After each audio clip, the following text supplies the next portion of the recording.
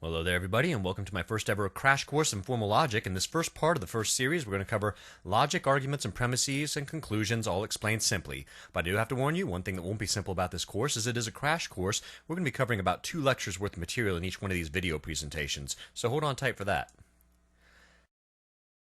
Now, in the first course, I'm going to cover logic basics. That's just basic argument analysis, fallacies, category logic, and propositional logic, including truth table and natural deduction methods. And that should be enough for any college-level introduction to logic, but later on I'll offer an advanced course in logic covering probabilities, quantified modal, and first-order quantified modal logic.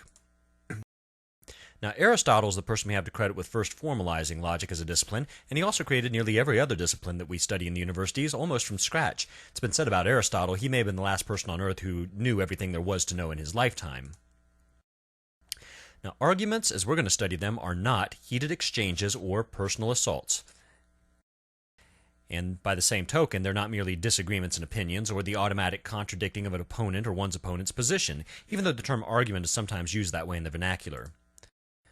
Now, one person who exploits this use or understanding of the term argument is Charles Schulz in his Peanuts cartoon series. Lucy asked Schroeder why he likes Beethoven better than her, and, well, Schroeder comes a little bit argumentative. And that sort of argumentation does not leave room for discussion, Lucy complains.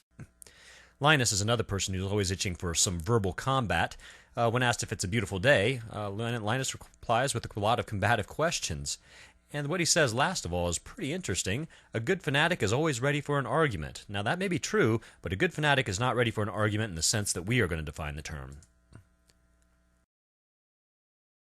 This is a logic course, and logic is the science of argument evaluation. We put arguments under the microscope of logic and see if those arguments stand up or whether they work.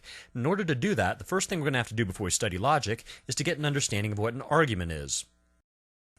An argument is a set of statements. In other words, one statement by itself never constitutes an argument. The unique thing about these sets of statements is this. Some of those statements, called the premises, claim to be support or reasons for another in the batch. So you get these sorts of relationships of evidential support holding between statements. The statements that give evidence are called the premises, and the statements that receive the support from the premises on the opposite end of those arrows, those statements are called the conclusion. Well, now that we've defined the term arguments, it's time to move on and define statements in more detail. Statements are sentences capable of being true or false. For example, if all cats are said to be vicious, that statement would be false. But notice we have a sentence here capable of taking a truth value. And similarly, somebody might say that some old men are grumpy, and that sentence is more than likely true, since we just limited it to some old men. But again, statements are a unique type of sentence. Now, not every sentence or utterance qualifies as a statement. There are certain very meaningful sentences or utterances, such as "Where's my milk?" "Yowie," or "Get me a sandwich," perfectly meaningful, but not statements. Why?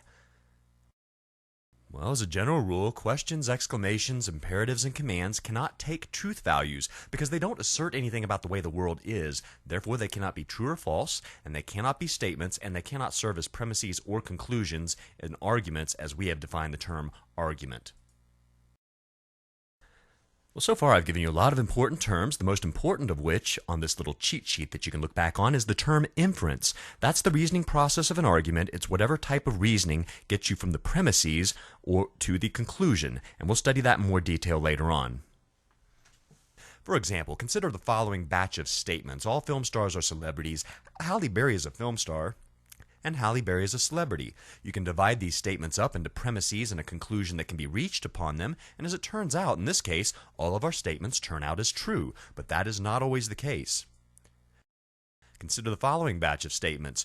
How about some film stars are men and Cameron Diaz is a film star, therefore Cameron Diaz is a man? Well, if these are premises and conclusions, what we find out is that the premises statements turn out true, and the conclusion statement turns out to be false. The point here is this. In this sort of case, something seems to have gone wrong with the inference, the leap from the premise statements to the conclusion statements. And what went right or wrong in these inferences is the subject matter for logic in this course. But before we study logic in any detail, we got to get more clear on how to distinguish conclusions and premises. One helpful hint is indicator words, and just about any good logic textbook is going to give you a list, something like this. Therefore, accordingly, entails that, wherefore. Don't memorize the list. Just get the basic principle that these are conclusion indicators. They tell you that somebody is about to state the conclusion of their argument. For example, somebody might say, tortured prisoners will say anything to relieve their pain, and consequently, torture is not a reliable method for obtaining information from prisoners. Now, that term consequently tells you that the person's about to state the conclusion that they've reached upon their reasons or premises, probably given earlier. And conclusion indicators aren't your only helpful tool. There are also premise indicators, reason indicator terms such as since, in that, seeing that, as indicated by. All of those sorts of terms tell you that the person is about to present reasons for a particular point of view that they hold. So, for example, parents should never shake a crying baby. Why reach that conclusion? Since the baby's delicate body and brain might be easily traumatized. Since indicates a reason or a premise statement is about to be given. Now, regarding reasons, watch out for this term. McDonald's has fatty foods for this reason I should go to Subway. In this sort of paragraph, reason indicates that a conclusion, I should go to Subway, is about to be reached.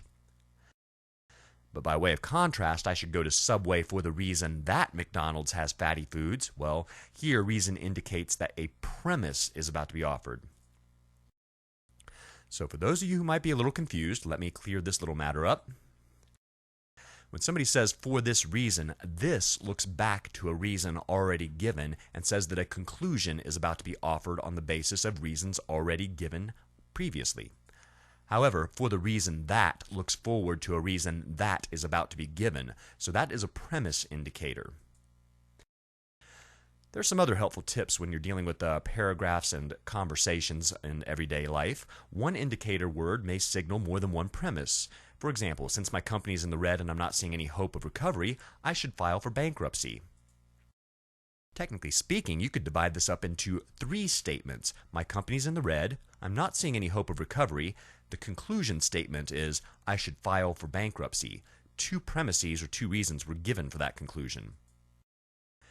And also, sometimes you'll find that there are no indicators in a passage, and if that happens, suspect the conclusion was offered up front. Maybe I've just been playing Frogger too much, but I came up with this example. I shouldn't cross the road, it's rush hour, and the last 2 frogs were flattened. Notice, no conclusion and no premise indicators here, but the conclusion, I shouldn't cross the road, receives support from 2 other statements.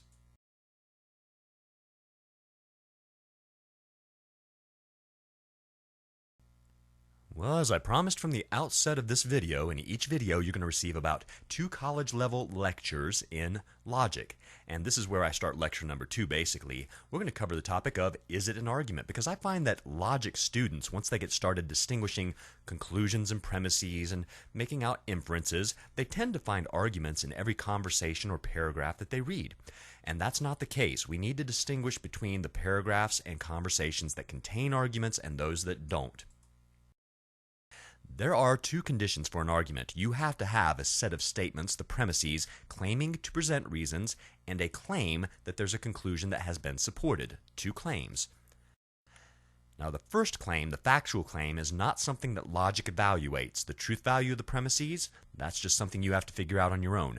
Logic evaluates the support or the inference claim.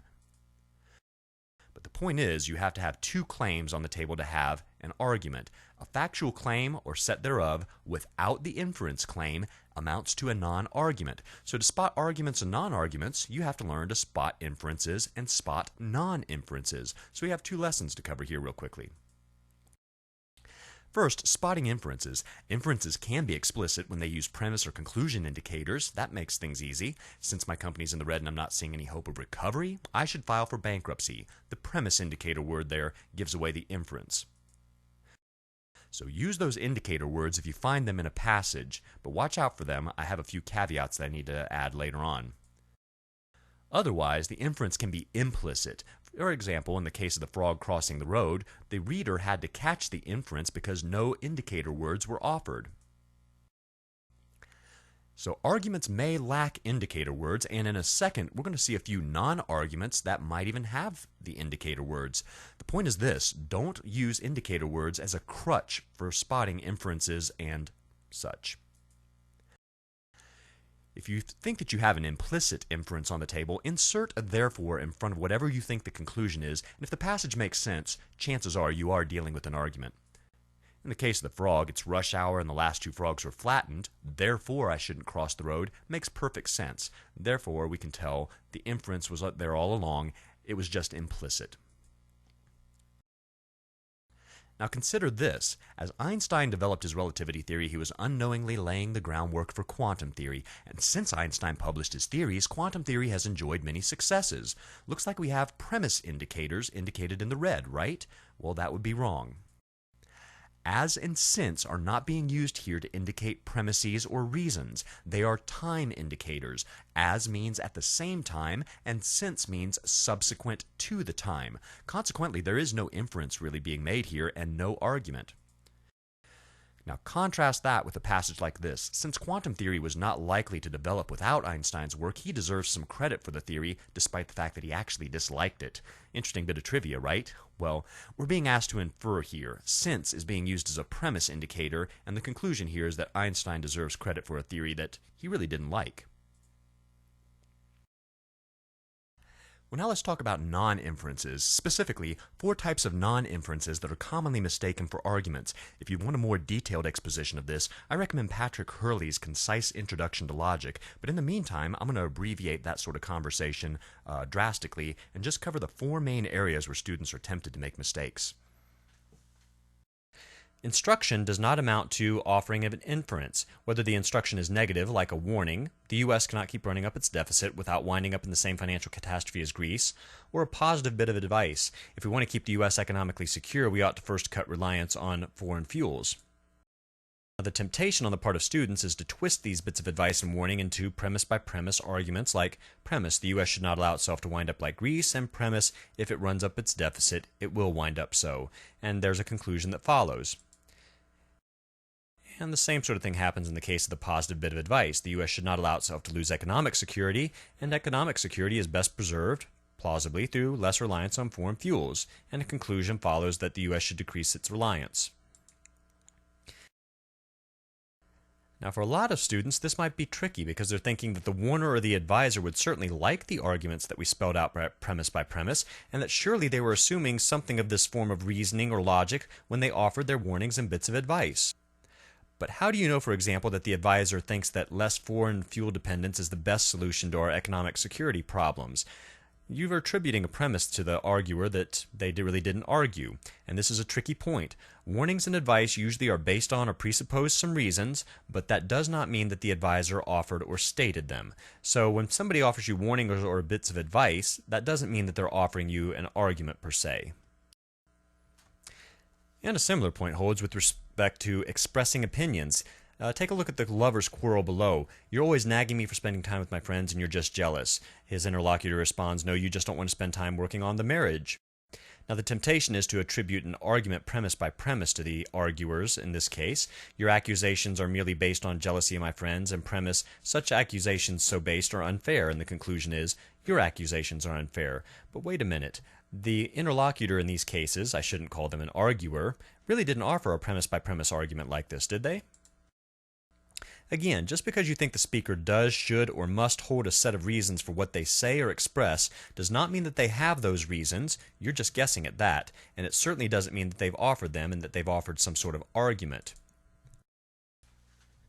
Well, case in point is nearly all political talk, whether you get it from the right wing or the left wing. What you see in so-called political debates is generally not really anything in the way of argumentation, but rather an elaborate spelling out of one's views on a political topic. And if you'd like to get some exercise on making the distinction, just go to the opinion section of your local newspaper. Oftentimes you find people doing argumentation, and sometimes they're just expressing in an elaborate way their point of view on a particular topic.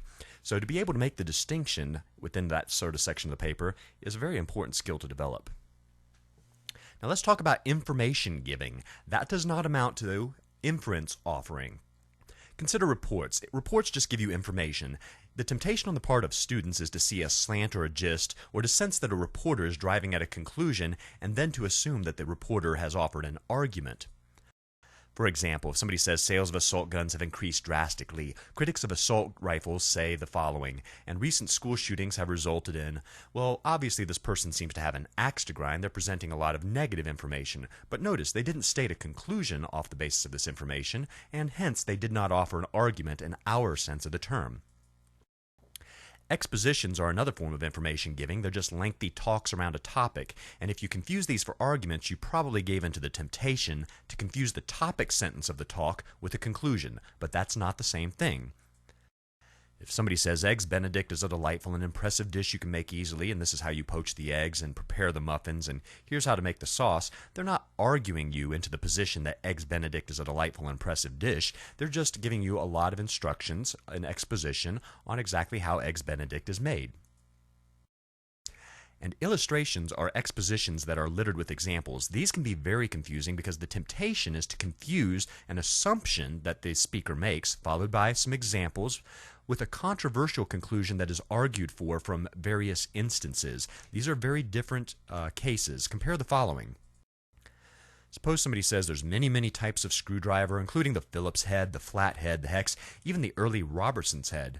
Now, this person is not trying to argue you into the position that there are many types of screwdrivers, unless, of course, you've started the conversation just debating that sort of issue, which I doubt that anybody would do.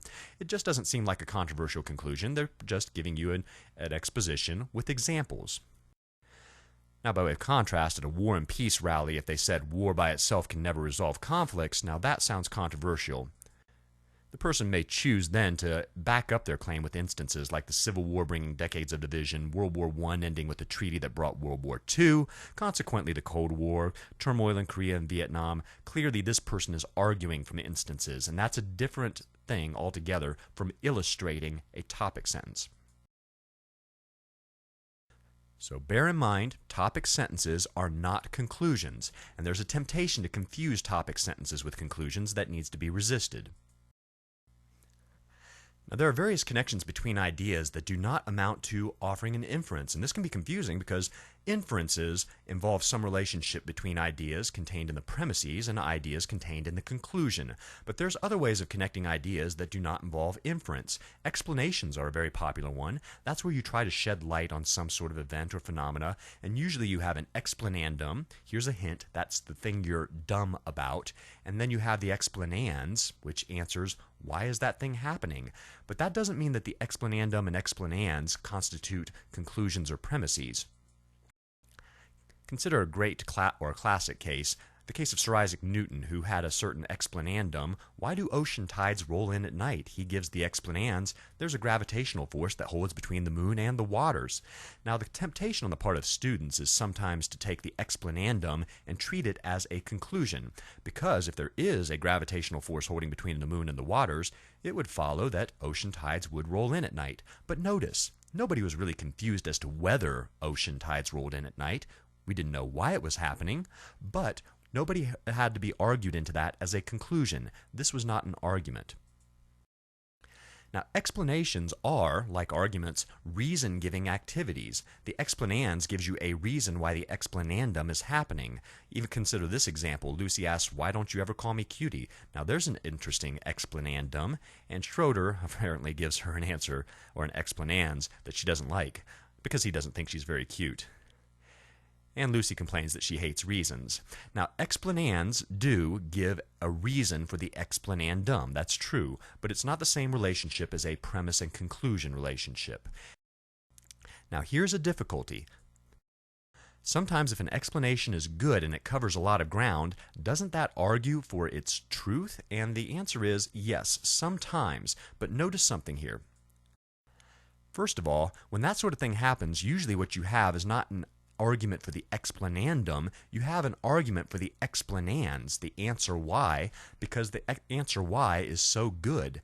Now, when that happens, that's sometimes called an inference to the best explanation, and we'll cover that in the next lesson. But the point for now is, explanations by themselves do not amount to inferences or arguments. And another connection between ideas is just the straightforward if this, then that. The conditional statement. You say if A, then B. A is said to be sufficient for B, and B is necessarily to follow upon A. Now, the temptation on the part of students is to take these conditional statements and treat A as a premise and B as a conclusion. Is that right? Well, consider this example. If I'm taller than Shaq, then I'm taller than you. Isn't that right? But what are you going to conclude on the basis of that? Well, I'm not asking you to reach a conclusion. It's probably the case that if I'm taller than Shaq, I am taller than you, but I'm not saying that I'm taller than Shaq, and I certainly am not trying to infer that I'm taller than anybody listening to this lecture. It's just a connection between two ideas that probably does hold. Now, here we encounter another difficulty that you're going to have to sort through in later lessons. Conditional sentences are often important parts of arguments. You're going to find them as premises very often, and we're going to go into detail on that in future lessons. However, the point for now is that by themselves, conditional sentences do not constitute arguments. And that's kind of the lesson with respect to explanations and conditionals. They can be important parts of arguments, but that does not make them arguments in themselves. And if you can remember that, you won't get tripped up and spot inferences when there really are none. Well, I've given you a whole lot of material for now. Wait for my exercises on this lesson. And as promised, you've done in less than 20 minutes 2 college-level classes in logic. So congratulations. Feel free to review and wait on my next logic lesson. Thanks again, everybody.